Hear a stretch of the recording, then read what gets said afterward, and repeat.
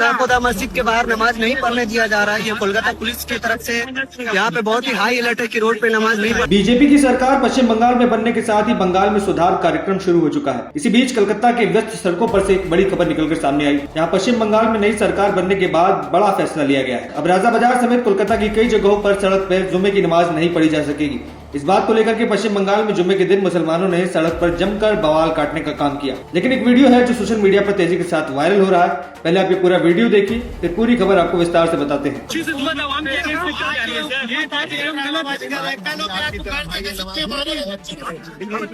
चलिए, हिस्ट्री में पहली बार कोलकाता में नाखुदा मस्जिद के बाहर नमाज नहीं पढ़ने दिया जा रहा है। ये कोलकाता पुलिस की तरफ से यहाँ पे बहुत ही हाई अलर्ट है कि रोड पे नमाज नहीं पढ़ा जा सकता। हालांकि यहाँ पे सालों से नमाज रोड पे ही अदा किया जाता है, लेकिन देख सकते हैं इतने मात्रे में और मस्जिद में इतना सारा स्पेस नहीं है कि हम देखो आपने वीडियो की कैसे मुस्लिम लड़का बोलते हुए सुना जा सकता है कि पहली बार हो रहा है कि हमारे इलाके में इतनी सख्ती सड़क पर नमाज पढ़ने नहीं दी जा रही। 12 मई 2026 को राज्य सरकार की बैठक के बाद ये निर्देश जारी किया गया। भाजपा नेता और राज्य के नए नवेले मुख्यमंत्री शुभेंदु अधिकारी की सरकार ने साफ कहा कि सड़कें नमाज के लिए नहीं, अगर कोई सड़क पर जाम करके नमाज पढ़ता है तो उसके खिलाफ सख्त कार्रवाई की जाएगी। सरकार का कहना है कि नमाज मस्जिदों या घरों में पढ़ी जानी चाहिए। सड़कों पर भीड़ जमा करके यातायात रोकना बर्दाश्त नहीं किया जाएगा। भाजपा के विधायक अर्जुन सिंह ने भी इस बात को स्पष्ट रूप से कहा कि कैबिनेट की चर्चा के बाद ये फैसला लिया गया है। उनका कहना है कि ये कोई नया नियम नहीं बल्कि पुराने कोर्ट के निर्देशों को कानून व्यवस्था में लागू करने का कदम है। राजा बाजार कोलकाता का एक घना बसा हुआ इलाका है। यहाँ बड़ी संख्या में मुस्लिम समुदाय के लोग रहते हैं। यहाँ पिछले कई सालों से जुम्मे के दिन सड़कों पर नमाज पढ़ने का सिलसिला चला आ रहा था। लोग प्रार्थना के लिए सड़क पर चटाई बिछाते थे,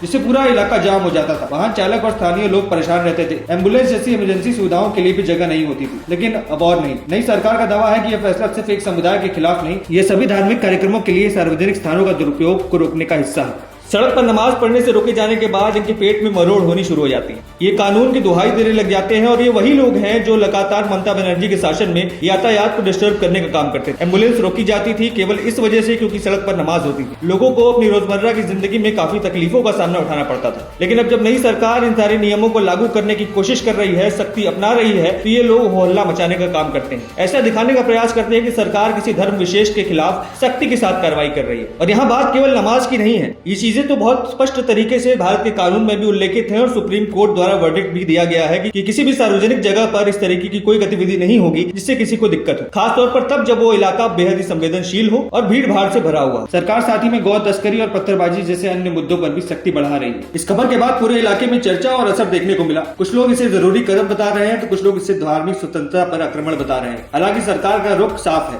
सड़क सबके लिए है और किसी एक धर्म के लिए रोकी नहीं जा सकती। ये फैसला अभी घोषणा के रूप में आया है। इसे पूरी तरीके से लागू करने के लिए पुलिस को निर्देश दिए गए हैं। लेकिन पहले सरकार का गठन होने के बाद ही पहले जुम्मे पर बवाल देखने को मिला। अब आने वाले दिनों में देखना होगा कि अब इस पर कितनी सख्ती अमल होती है। अब इस पूरे प्रकरण को लेकर के आपके क्या विचार है, हमारे साथ कमेंट सेक्शन में लिखें और तमाम ऐसी खबरों के लिए TNN वर्ल्ड को सब्सक्राइब करें। धन्यवाद।